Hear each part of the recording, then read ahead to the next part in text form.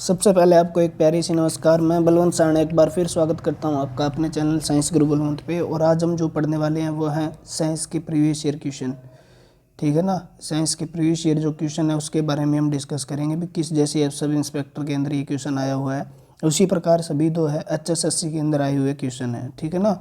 यानी किसी भी पेपर में आज तक जो हरियाणा स्टाफ सिलेक्शन कमीशन के जो पेपर हुए हैं उनके अंदर कहीं ना कहीं आया हुआ है। ठीक है।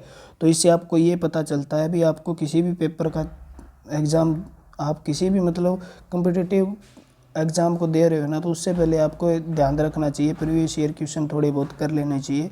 ठीक है। वहाँ से प्रैक्टिस भी होती है और पता भी चलता है कहाँ से कितने क्वेश्चन पूछे जा चुके हैं। ठीक है। तो आज स्टार्ट करते हैं। पहला क्वेश्चन हमारा, रेगुलर मेहनत करते रहिए। अर्धसूत्री विभाजन या मियोसिस जिसे बोलते हैं। ठीक है। सिग्निफिकेंस क्या है उसका। ठीक है। तो वो कह रहा है भी मियोसिस है ना, उसके बारे में बताइए भी इसमें से कौन सी सही है बात है। ठीक है। ये वह बहुकोशिकीय जीवों की वृद्धि में सहायता करता है। ठीक है। यह कोशिका की मरम्मत में सहायता करता है। यह मातृ कोशिका के गुणसूत्रों की संख्या संतति कोशिका में अनुरक्षित करता है। यह विविधता सृजित करता रहता है। ठीक है। यह विविधता सर्जित करता है। ठीक है। तो ये कह रहा है बहुकोशिकीय जीवों में वृद्धि की सहायता करता है। जीवों की वृद्धि में सहायता नहीं करता, यह ग्रोथ वगैरह नहीं करता। न मरम्मत में सहायता करता है, न गुणसूत्रों में अनुरक्षित करता है। ठीक है ना। यह सेम की सेम रखता है। यह क्या करता है, वेरिएशन लेके आता है। ठीक है ना, वेरिएशन लेके आता है। तो अर्धसूत्री विभाजन जो उसके अंदर होता है क्या है, देखो अर्धसूत्री विभाजन होता है जनन कोशिकाओं में। अर्धसूत्री कहाँ पे होता है, जनन कोशिकाएं यानी रिप्रोडक्टिव जो सेल है उनके अंदर होता है। जैसे पुरुष के शुक्राणु के अंदर अर्धसूत्री विभाजन होता है और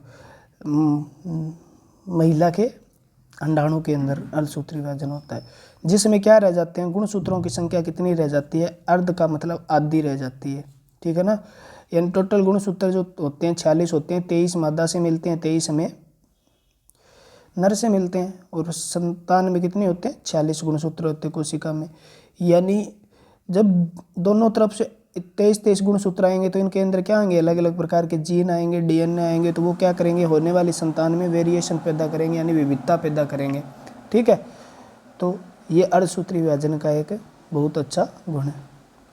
दूसरा क्वेश्चन है हमारा अर्धसूत्री समसूत्री। ठीक है। माइटोसिस बोलते हैं जिसे, और क्या बोलते हैं, समसूत्री को माइटोसिस और अर्धसूत्री को मियोसिस। और समसूत्री में क्या होती है, एक कोशिका दो भागों में टूट जाती है और वो क्या करती है, हमारे शरीर की ग्रोथ वगैरह करने में सहायता करती है। प्राकृतिक चुनाव द्वारा प्रजातियों का उद्भव खालिस्तान द्वारा किया गया है। ठीक है। तो किसके द्वारा किया गया, तो प्राकृतिक चुनाव तो किसके द्वारा दिया गया, चार्ल्स डार्विन के द्वारा दिया गया था। ठीक है ना। लिनियस के द्वारा द्विनाम नाम पद्धति दी गई थी, द्विनाम पद्धति। ठीक है। लेमार्क के द्वारा क्या, विकासवाद का सिद्धांत दिया गया। वातावरण में परिवर्तन के कारण जीव की उत्पत्ति, अंगों का व्यवहार व अव्यवहार, जीवन काल में अर्जित गुणों का जीवों द्वारा अपनी संतति से प्रेषण, इस प्रकार की बातें किसके द्वारा कही गई थी, लेमार्क द्वारा। लिनियस दे द्विपद नामकरण दिया गया था जो आधुनिक अवधारणा में नाम चर्चित हो रखा है। ठीक है। चार्ल्स डार्विन ने किसके बारे में बताया था, प्राकृतिक चुनाव द्वारा प्रजातियों का उद्भव कैसे होता है। ठीक है। यानी विकास कैसे होता है। दो जीनों से अधिक वाला जीव कहलाता है। अगर दो जीनों है ना तो उसे बोलते हैं द्विगुणित। क्या बोलते हैं, द्विगुणित। और दो जीनोम से अधिक है तो उसे क्या बोलेंगे, बहुगुणित।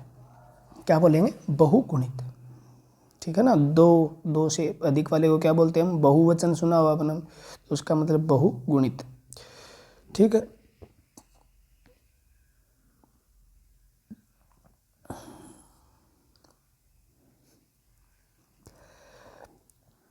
या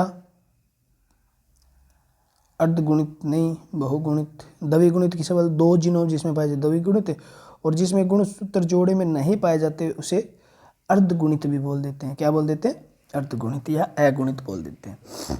ठीक हुआ। तो दो जीनोम वाले। DNA के वाटसन एम क्रिक मॉडल हेतु निम्न में से कौन सा असत्य है। यानी डीएनए ने वाटसन एवं क्रिक, जो डबल मॉडल किसने दिया था, तो आपका आंसर क्या रहता है, क्रिक, वाटसन एवं क्रिक ने दिया था, ठीक है ना। सबसे पहले तो आपसे पूछ लिया जाए डीएनए की खोज किसने की थी, वाटसन एवं क्रिक ने की थी, ठीक है। उन्होंने जो बात कही थी, मॉडल दिया था, इन्होंने मतलब कुछ बातें कही, ठीक है। इसके बारे में जो सिद्धांत दिए उनमें से कौन सा ये पूछ रहा है भी, असत्य है इनमें से जो 4 दिए गए हैं। कुंडली के गहरे चौड़े बड़े खांचे और छिछले संकीर्ण छोटे खांचे हैं। दोनों तंतु प्रति समांतर हैं, ठीक है। प्रति समांतर का मतलब पैरेलल है, ठीक है। और ये कुंडली के गहरे जो कोयल है उसके गहरे खांचे वगैरह भी होते हैं, ठीक है। प्रत्येक 34 एंगस्ट्रॉम पर एक पूर्ण घुमाव है, यानी एक, इस प्रकार से आपने डीएनए देखा होगा, ठीक है ना। यानी 34 एंगस्ट्रॉम जब इसकी लंबाई हो जाती है ना, एक मतलब इसे कोयल बोलते हैं एक कोयल की, तब इसका एक घुमाव हो जाता है, ठीक है। तो ये बात भी सही है। 3 हाइड्रोजन बंध यानी ट्रिपल हाइड्रोजन बॉन्ड के द्वारा थायमीन के साथ एडेनिन संगठित हो सकता है और डबल हाइड्रोजन बॉन्ड के द्वारा साइटोसिन के साथ ग्वानिन संगठन हो सकता है, ठीक है। ये कह रहा है थायमीन होता है ना, वो एडेनिन के साथ ट्रिपल बॉन्ड से होता है, ठीक है। और यहाँ पर कह रहा है साइटोसिन है ना, साइटोसिन वो डबल बॉन्ड के द्वारा क्या होता है, ग्वानिन के साथ होता है, ठीक है। लेकिन ये बात ट्रिपल नहीं है, ये डबल बॉन्ड ही आएगा यहाँ पे, तो ये बात है सत्य होगी, डबल बॉन्ड से होता है, ठीक है। क्योंकि ये 4 क्या पाए जाते हैं, एडेनिन, ग्वानिन, साइटोसिन और थायमीन, ये 4 नाइट्रोजन बेस पाए जाते हैं इसमें, जो किससे जुड़े होते हैं, हाइड्रोजन बंध से जुड़े होते हैं, ठीक है।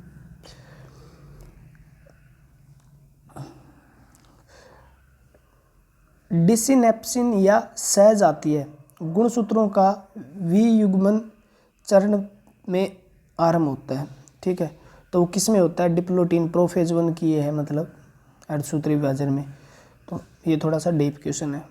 1665 में जिस जीव विज्ञानी ने कोशिका के वैज्ञानिक कार्य की खोज की थी वह क्या है, कोशिका की खोज किसने की थी, तो रॉबर्ट हुक ने की थी 1665 ईस्वी में। कहाँ की थी ये पूछे तो आपका आंसर क्या रहेगा, 1665 ईस्वी में। कहाँ पर की थी, कोरक, ठीक है। कोरक की छाल पे की थी। कैसी संरचना देखी थी, मधुमक्खी की संरचना, बी हैव, मधुमक्खी के छत्ते जैसी संरचना देखी थी, ठीक है। और ये कैसी कोशिका थी, डेड सेल था, यानी मृत कोशिका थी, ठीक है ना। और कोशिका के विज्ञान को बोला जाता है साइटोलॉजी, और साइटोलॉजी का जनक कहा जाता है रॉबर्ट हुक को, ठीक है ना। कोशिका विज्ञान का जनक किसे कहा जाता है, रॉबर्ट हुक को कहा जाता है, ठीक है। और कोशिका किसी भी जीव की सबसे छोटी इकाई है, छोटी कार्यात्मक यानी फंक्शनल एंड स्ट्रक्चरल यानी सकारात्मक, कार्यात्मक व संरचनात्मक इकाई, ये भी आप याद कर लेना, ठीक है। कोशिका सबसे छोटी कोशिका जो होती है वह PPLU, ठीक है, किस में पाई जाती है, माइकोप्लाज्मा में। सबसे लंबी कोशिका शुतुरमुर्ग के अंडे की होती है, ठीक है। किसकी होती है, शुतुरमुर्ग। मानव के अंदर सबसे लंबी कोशिका होती है तो उसका नाम है तंत्रिका, तंत्र की कोशिका, ठीक है। और मानव के अंदर सबसे छोटी कोशिका होती है शुक्राणु, और सबसे बड़ी कोशिका होती है अंडाणु। मानव के ब्लड के अंदर सबसे छोटी कोशिका होती है, ब्लड की बात कर रहा हूँ, RBC, और ब्लड के अंदर सबसे बड़ी होती है WBC। ऐसी कोशिका जो बहुत ही कम, जिसकी रीजनरेशन पावर होती है, तंत्रिका तंत्र। कौन सी कोशिका का जन्म के बाद विभाजन नहीं होता, तंत्रिका तंत्र।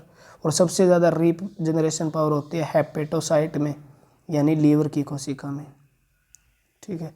तो ये कोशिका थी। जीवित कोशिका की खोज किसने की थी, तो जीवित कोशिका की खोज की थी 1674 में ल्यूवेनहॉक ने की थी, याद रखना। सबसे पहले जीवित कोशिका की खोज किसने, ल्यूवेनहॉक। विलियम हार्वे ने क्या किया था, तो विलियम हार्वे ने किया था सर्कुलेटरी सिस्टम के बारे में बताया था, परिसंचरण तंत्र का अध्ययन। वर्णयुक्त यानी वर्णयुक्त और प्रकाश परावर्तन कोशिकाएं हैं। क्लोरोप्लास्ट, ल्यूकोप्लास्ट, क्रोमेटोफोर, ये दोनों ठीक ऑप्शन एक ही दे रखे हैं, ठीक है ना। तो इसमें क्या हो जाएगा, क्रेमेटोफोर हो जाएगा। ल्यूकोप्लास्ट होते हैं वो अवर्णी लवक कहलाते हैं, हिंदी में अवर्णी लवक। और ये अवर्णी लवक कहाँ पाए जाते हैं, जहाँ पर पौधे में प्रकाश नहीं पहुँच पाता, यानी जड़ वगैरह में पाया जाने वाला, ठीक है, क्या है, लवक है। क्या है, लवक, जिसे हम ल्यूकोप्लास्ट, ल्यूको का मतलब होता है सफेद, वैसे रंगीन वाले। क्लोरोप्लास्ट, क्लोरोप्लास्ट का मतलब क्या है, ठीक है, हरित लवक, हरित लवक। और हरित लवक क्या करता है, प्रकाश संश्लेषण करवाता है, प्रकाश संश्लेषण, यानी पत्तियों में हरे भाग में ज़्यादातर पाया जाता है हरित लवक, ठीक है, पत्तियों में पाया जाता है। और क्लोरोप्लास्ट के अंदर ही आपको पता है स्ट्रोमा ग्रेनम होते हैं, स्ट्रोमा जो होता है, ठीक है, या ग्रेनम जो है, ग्रेनम के अंदर क्या है, तो आपने देखा होगा थैलोकॉइड होते हैं, और थैलोकॉइड के अंदर छोटे छोटे पिगमेंट होते हैं जिसे हम क्लोरोफिल बोलते हैं। और क्लोरोफिल के अंदर क्या होता है, प्रकाश संश्लेषण होता है, यानी पौधे में भोजन का निर्माण होता है, ठीक है। तो वो क्या है, क्लोरोप्लास्ट। क्रोमेटोफोर क्या है, तो इस बात को भी आपने थोड़ा सा ध्यान कर लेना है, ठीक है। तो क्रोमेटोफोर जो होता है ना, कुछ जो प्रोकैरियोटिक क्या होते हैं, जैसे ब्लू ग्रीन एल्गी हो गया, ठीक है, तो उसके झिल्ली का विस्तार हो जाता है, उसके अंदर क्या पाया जाता है, वर्णिकी लवक जो है उसके अंदर क्या पाया जाता है, क्रोमेटोफोर पाया जाता है, ठीक है, उसकी जगह। तो नील हरित शैवाल जैसे, जिसे हम साइनोबैक्टीरिया बोलते हैं, ठीक है, तो उनके अंदर क्या होता है, प्रकाश का परावर्तक भी होता है, ठीक है, वो प्रकाश का परावर्तित भी करते हैं। और वर्ण होता है, वर्ण का मतलब रंग होता है उनके अंदर, और रंग कैसा होता है, हरा, ठीक है। तो क्रोमेटोफोर बोल देते हैं वहाँ पे। नाइट्रोजन के फिक्सेशन बैक्टीरिया किस प्रकार के सूक्ष्म जीव होते हैं, ठीक है ना। सूक्ष्म जीव यानी जो कौन से हैं, माइक्रो ऑर्गेनिज्म होते हैं, ठीक है। तो राइजोबियम, एजेटोबैक्टर, प्रोकैरियोटिक, साइनोबैक्टीरिया, वो क्या होते हैं, प्रोकैरियोटिक। प्रोकैरियोटिक का मतलब क्या है, जिसके अंदर प्रोकैरियोटिक सेल पाया जाता है, ठीक है। और ये क्या होते हैं, एक कोशिकीय। अगर जीवाणु की बात करें तो जीवाणु कैसे होते हैं, जीवाणु सारे के सारे प्रोकैरियोटिक ही होते हैं, ठीक है ना। क्या होते हैं, प्रोकैरियोटिक, यानी वो एक कोशिकीय जीव है, यूनिसेलुलर है, और उनके अंदर कोशिका कैसी है, प्रोकैरियोटिक कोशिकाएं पाई जाती है। क्लियर है, ठीक है। तो उसके अंदर नाइट्रोजन फिक्सेशन यानी नाइट्रोजन स्थिरीकरण जिसे बोलते हैं, यानी नाइट्रोजन जो सिद्धि वायु के अंदर नाइट्रोजन के रूप में पाई जाती है, ठीक है। तो उसके बाद क्या होता है, नाइट्रोजन के अंदर वायुमंडल में उपस्थित जो मुक्त नाइट्रोजन गैस है, नाइट्रोजन के यौगिक के रूप में परिवर्तित करने की प्रक्रिया को हम क्या बोलते हैं, नाइट्रोजन का स्थिरीकरण बोलते हैं, नाइट्रोजन फिक्सेशन बोलते हैं, ठीक है। तो वायु में प्रचुर मात्रा में उपलब्ध होती है, आपको पता भी है कितनी पाई जाती है, 78% पाई जाती है, ठीक है। लेकिन ये सीधी की सीधी पौधे नहीं ले सकते, पौधे को लेने के लिए इसे क्या चाहिए, नाइट्राइट चाहिए, ठीक है। और नाइट्राइट को नाइट्रेट में बदल के पौधे क्या लेते हैं, नाइट्रोजन को लेते हैं। तो इसके लिए कुछ जीवाणु काम करते हैं, ठीक है। तो क्या होता है, नाइट्रोजन को सबसे पहले अमोनिया में बदला जाता है, ठीक है, नाइट्रोमोनास नाम या नाइट्रोकोकस जीवाणु द्वारा। और नाइट्राइट, इसे नाइट्राइट में बदलकर फिर क्या किया जाता है, नाइट्रोबैक्टर जीवाणु होते हैं उनकी सहायता से नाइट्रेट में बदल दिया जाता है, और नाइट्रेट में बदल कर क्या किया जाता है, पौधों द्वारा इसे अवशोषित किया जाता है, ठीक है, जिसे हम क्या बोलते हैं, नाइट्रोजन फिक्सेशन बोलते हैं। तो वो कैसे जीव है, वो है आपके प्रोकैरियोटिक, ठीक है। मानव कोशिका में होते हैं 44 क्रोमोसोम, 46 क्रोमोसोम, 48 क्रोमोसोम, 23 क्रोमोसोम। तो आपका आंसर क्या रहेगा, 46 क्रोमोसोम होते हैं। कितने गुणसूत्र होते हैं, 46 गुणसूत्र होते हैं, ठीक है। कितने गुणसूत्र है, 46 गुणसूत्र है। आपसे पूछ ले कितने जोड़े होते हैं, 23 जोड़े होते हैं। कितने जोड़े होते हैं, 23 जोड़े होते हैं, ठीक है ना। 22 + 1 लिखा जाता है। 22 जोड़ों को क्या बोला जाता है, तो ऑटोसोम बोला जाता है, और एक जोड़े को एलोसोम बोला जाता है, ठीक है ना। यानी ऑटोसोम की संख्या कितनी होती है, 44 होती है, ठीक है। 23 जोड़े होते हैं, 46 गुणसूत्र होते हैं, ठीक है ना। और 23वां जोड़ा जो होता है उसे बोलते हैं, 23वां जोड़ा जो होता है वो क्या करता है, हमारा लिंग निर्धारण करने वाला जोड़ा होता है। लिंग निर्धारण करने वाला यानी सेक्स डिटरमिनेशन क्रोमोसोम पेयर कहा जाता है, जिसमें पुरुष के अंदर तो क्या पाया जाता है, XY पाया जाता है, महिलाओं के अंदर XX पाया जाता है, ठीक है ना। तो XY XX, और इन 23वें जोड़ों को क्या बोला जाता है? ऑटोसोम कहा जाता है। क्या कहा जाता है? ऑटोसोम, यानी लिंग निर्धारण करने वाला जोड़ा। कोशिकांग का नाम क्या है जिसमें प्रकाश संश्लेषण होता है, यानी फोटोसिंथेसिस होने वाला ऑर्गेनिल कौन सा है? तो आपका आंसर क्या रहेगा? ट्यूकोप्लास्ट, क्रोमोप्लास्ट, क्लोरोप्लास्ट। तो आंसर क्या रहेगा? क्लोरोप्लास्ट। क्लोरोप्लास्ट का मतलब है हरित लवक, और क्लोरोप्लास्ट में ही क्लोरोफिल पाया जाता है, जहाँ पर क्या होता है? प्रकाश संश्लेषण होता है। ठीक है ना। और क्लोरोफिल के अंदर, क्लोरोफिल को रसोई घर कहा जाता है, यहाँ पर प्रकाश संश्लेषण होता है। ये हरे रंग का होता है, पत्तियों का हरा रंग क्लोरोफिल की वजह से होता है। और इसके अंदर कौन सी धातु पाई जाती है? मैग्नीशियम धातु पाई जाती है, ये भी याद रख लेना। ठीक है। कोशिका में कौन सा कोशिकांग है? वायवीय श्वसन, ठीक है, और के द्वारा ऊर्जा के उत्पादन में संबंधित है, यानी ये बात कह रहा है एरोबिक रेस्पिरेशन के लिए कौन सा रिस्पॉन्सिबल है हमारे शरीर की कोशिका के अंदर? कौन सा कोशिका? तो राइबोसोम होता है? नहीं होता। न्यूक्लियस नहीं होता। न्यूक्लियोलस नहीं होता। माइटोकॉन्ड्रिया होता है। क्या होता है? माइटोकॉन्ड्रिया। ठीक है। तो माइटोकॉन्ड्रिया को हम हिंदी में क्या बोलते हैं? माइटोकॉन्ड्रिया की खोज किसने की? तो आपका आंसर क्या रहता है? एल्टमैन ने की थी। ठीक है। नाम किसने दिया था माइटोकॉन्ड्रिया? तो बेंडा नामक वैज्ञानिक ने दिया था। ठीक है। और एल्टमैन ने इसका नाम दिया था बायोप्लास्ट। ठीक है। माइटोकॉन्ड्रिया एक मतलब प्रोकैरियोटिक सेल ही है जिसके अंदर क्या पाए जाते हैं? अपना डीएनए भी होता है, जिसे हम सर्कुलर डीएनए बोलते हैं। 70 प्रकार के राइबोसोम भी इसके अंदर पाए जाते हैं। ठीक है। और माइटोकॉन्ड्रिया के अंदर जो है, माइटोकॉन्ड्रिया को सेल इन सेल कहा जाता है, यानी कोशिका के अंदर कोशिका कहा जाता है, छोटी कोशिका की तरह काम करता है। और इसके अंदर होता है श्वसन। ठीक है ना। कौन सा श्वसन? कोशिकीय श्वसन।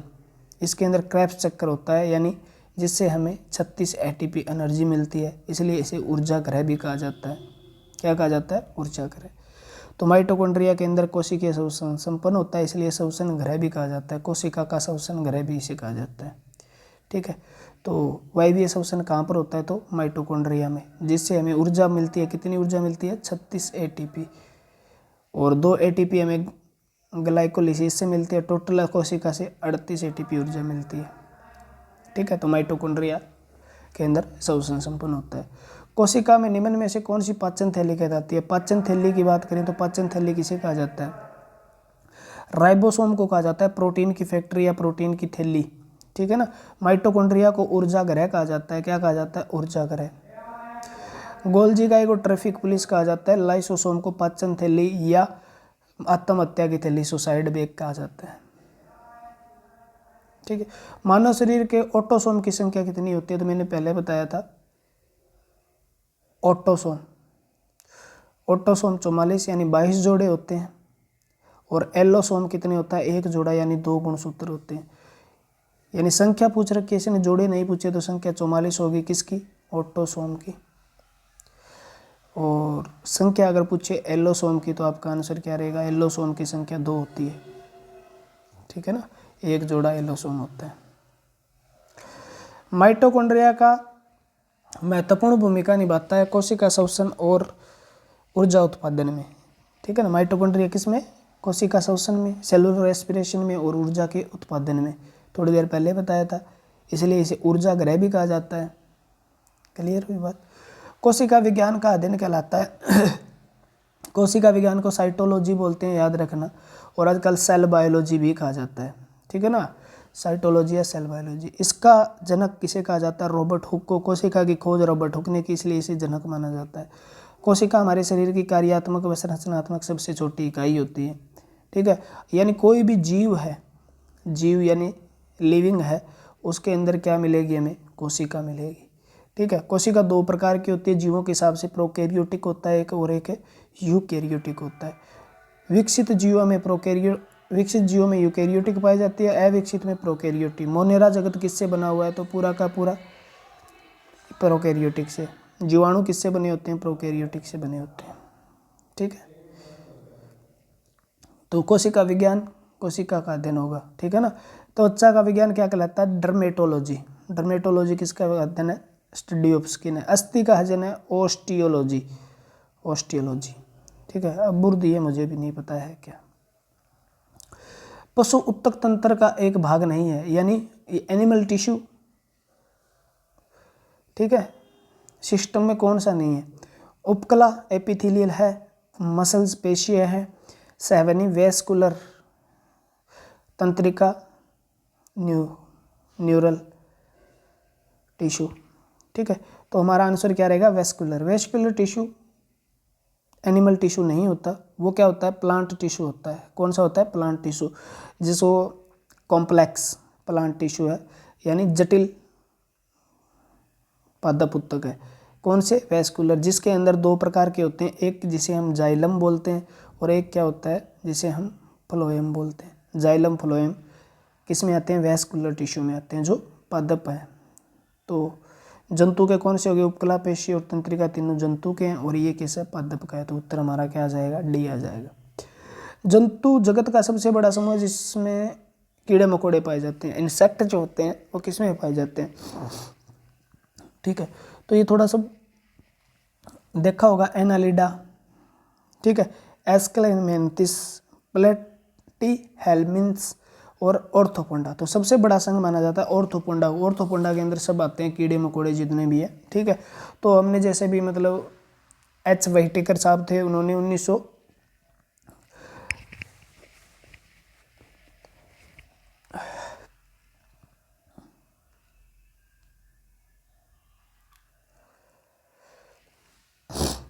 ठीक है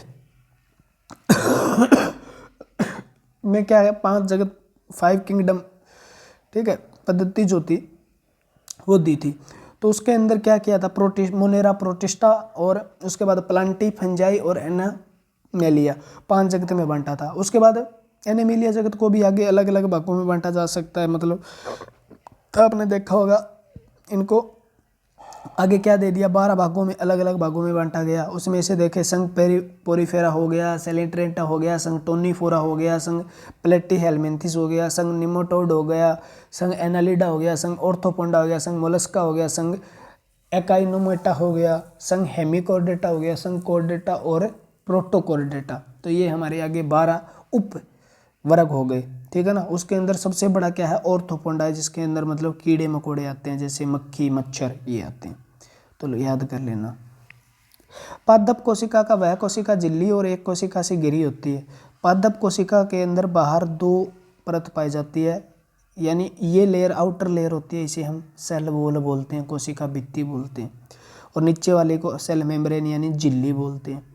तो वो क्या होगा, सेल वॉल या कोशिका भित्ति से, ठीक है। कोशिका भित्ति किस में पाई जाती है, जंतु कोशिका में नहीं पाई जाती, पादप कोशिका में पाई जाती है। और पादप कोशिका में कोशिका भित्ति पाई जाती है, जो किससे बनी होती है, सेलुलोज से बनी होती है। किससे बनी होती है, सेलुलोज से, याद रखना, ठीक है। कोशिका भित्ति किससे बनी होती है, सेलुलोज से। जंतु कोशिका में नहीं पाई जाती, पादप कोशिका में पाई जाती है। और ये कठोर भी होती है। तो कठोर किसके कारण होती है, लिग्निन के कारण होती है, याद रखना, लिग्निन के कारण ये रिजिड होती है। पौधों में जटिल स्थायुत्तक का एक उदाहरण है, जटिल स्थायुत्तक का एक उदाहरण है, ऑप्शन दिए हैं क्या, हाँ, कोलेनकाइमा, पेरेनकाइमा, एपिडर्मिस। एपिडर्मिस तो त्वचा होती है, ऊपरी त्वचा को बोलते हैं। फ्लोएम और जाइलम जो होते हैं वो जटिल उत्तक के भाग होते हैं। फ्लोएम और कॉम्प्लेक्स टिश्यू के भाग हैं, ठीक है ना। कोलेनकाइमा, पेरेनकाइमा ये क्या है, आपने पढ़े होंगे। 2 प्रकार के उत्तक पाए जाते हैं, मेरिस्टेमेटिक, ठीक है, विभज्योत उत्तक, और परमानेंट टिश्यू, जिसमें जाइलम फ्लोएम आते हैं। और मेरिस्टेमेटिक के अंदर क्या क्या आते हैं, तो आपको पता भी होना चाहिए, ठीक है, जिसके अंदर हमने क्या पढ़ा था, पेरेनकाइमा, क्लेरेनकाइमा, स्क्लेरेनकाइमा होते हैं। क्लियर हुई बात है। पौधे एक सरल उत्तक का उदाहरण है। पौधे में एक है मतलब सिंपल टिश्यू का उदाहरण है। दारू, दारू को बोलते हैं दारू, दारू दारू दारू दारू, इसे बोलते हैं जाइलम शायद, ठीक है ना। मधु उत्तक को पेरेनकाइमा बोलते हैं। वल्कल जो उसे पता नहीं क्या बोलते हैं, चालनी नलिका, ठीक है, सीव ट्यूब बोलते हैं चालनी नलिका को। तो इसमें कौन सा है सरल उत्तक का, पेरेनकाइमा, स्क्लेरेनकाइमा और कोलेनकाइमा, 3 उदाहरण होते हैं इसके, ठीक है, सरल उत्तक। सरल ऊतक है वो फिर दोबारा लिख लो एक बार, 3 प्रकार के होते हैं, जैसे हम पेरेन्काइमा, ये एक तो एक पेरेन्काइमा लिख लो आप, दूसरा एक कोलेनकाइमा होता है, कोलेनकाइमा, और तीसरा होता है स्क्लेरेनकाइमा। ठीक है, ये 3 होते हैं। मानव कोशिका में कितने क्रोमोसोम होते हैं? तो 46 होते हैं। जोड़े पूछे तो 23 होते हैं। एक पादप कोशिका को यांत्रिक समर्थन और आकार प्रदान करता है। पादप कोशिका की बात कर रहा है तो पादप कोशिका को आकार यानी शेप देने का कार्य जो करता है वो कोशिका भित्ति करती है, सेल वॉल करती है। ठीक है ना।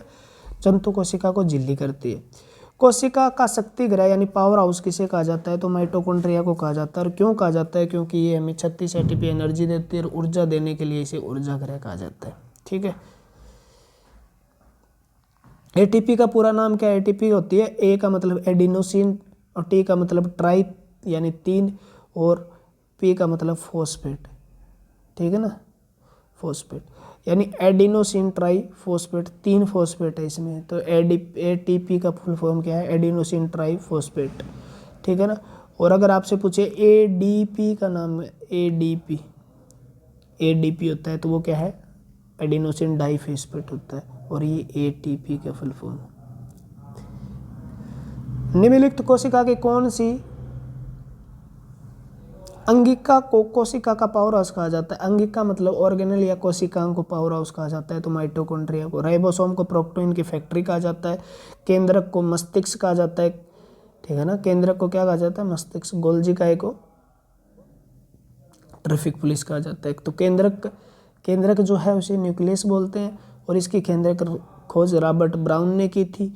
और केंद्रक जो होता है वो मस्तिष्क कहलाता है। किसका? सबको, क्योंकि ये पूरी कोशिका को कंट्रोल करता है। और केंद्रक जो होता है, केंद्रक में क्या पाया जाता है? तो केंद्रक में क्रोमेटिन पाए जाते हैं और क्रोमेटिन के धागे जो होते हैं क्रोमोसोम कहलाते हैं। आगे जाके क्रोमोसोम में डीएनए होता है और डीएनए का एक छोटा सा भाग जीन कहलाता है। डीएनए द्वारा आरएनए का निर्माण होता है जिसे ट्रांसक्रिप्शन कहा जाता है।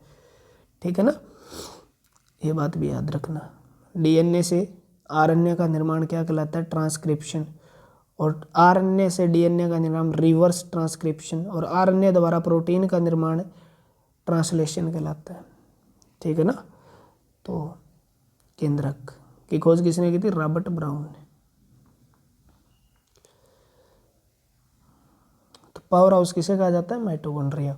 कोशिकांग जो प्रोटीन संश्लेषण में शामिल होता है, प्रोटीन के सिंथेसिस में कौन सा कोशिकांग शामिल होता है? तो वो ribosome. Nucleic acid DNA RNA का निर्माण करता है। क्लोरोफिल प्रकाश संश्लेषण करता है। ठीक है ना। माइटोकॉन्ड्रिया श्वसन का काम करता है यानी एरोबिक रेस्पिरेशन करा के ऊर्जा देता है। तो राइबोसोम क्या करता है? प्रोटीन का संश्लेषण करता है। ठीक है ना। गुणसूत्र होते हैं, आपने पता होगा। गुणसूत्र में क्या पाया जाता है? डीएनए। और डीएनए का एक छोटा सा भाग होता है जीन, सेगमेंट ऑफ डीएनए। और जीन कोड देता है डीएनए को किसी भी आरएनए का निर्माण करने के लिए। और एक स्पेसिफिक आरएनए स्पेसिफिक राइबोसोम का निर्माण करेगा और राइबोसोम आगे कोई ना कोई प्रोटीन का निर्माण करेगा। ठीक है। तो राइबोसोम प्रोटीन का संश्लेषण करता है, प्रोटीन की फैक्ट्री कहा जाता है। और ये आरएनए और स्टोन प्रोटीन से मिलकर बना होता है। राइबोसोम की खोज किसने की थी? तो पेलेड नामक वैज्ञानिक ने इसकी खोज की थी। सबसे छोटा कोशिकांग होता है राइबोसोम। ठीक है। कोशिका में निम्न में से कौन सी पाचक थैली कहलाती है? पाचक थैली किसे कहा जाता है? लाइसोसोम को कहा जाता है। किसे कहा जाता है? लाइसोसोम। ठीक है ना।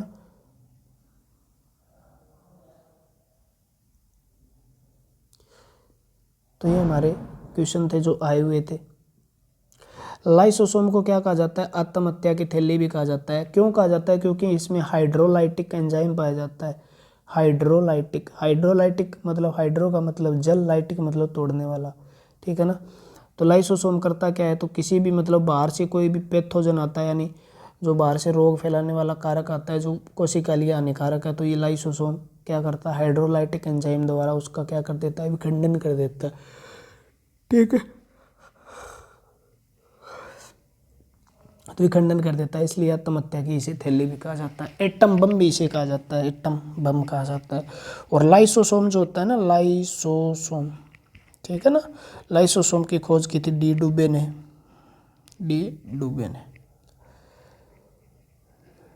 और नाम भी देखो, लाइस का मतलब होता है तोड़ना। ठीक है, बाकी आपको पता भी होगा। तो ये क्वेश्चन थे, बाकी आपने पढ़ लिया होगा डिटेल से इस चैप्टर को। और कोई भी आप चैप्टर नहीं आता ना, तो साइंस गुरु बलवंत पे पूरी की पूरी प्ले लिस्ट बनी हुई है, पूरी की पूरी बायोलॉजी तो मतलब ऐसे करवा रखी है, आप पढ़ा लेना चाहिए कहीं पे जाके। ठीक है, तो ये प्रीवियस ईयर के क्वेश्चन थे जो हमने किए, और आगे भी ऐसे ही करते रहेंगे। टोटल HSSC के जितने भी क्वेश्चन आए हुए हैं सारे करवा दूंगा मैं, टेंशन मत लेना पेपर से पहले पहले। ठीक है, तो आज के लिए इतना ही। धन्यवाद। जय हिंद, जय भारत। मिलते रहेंगे लेक्चर के साथ।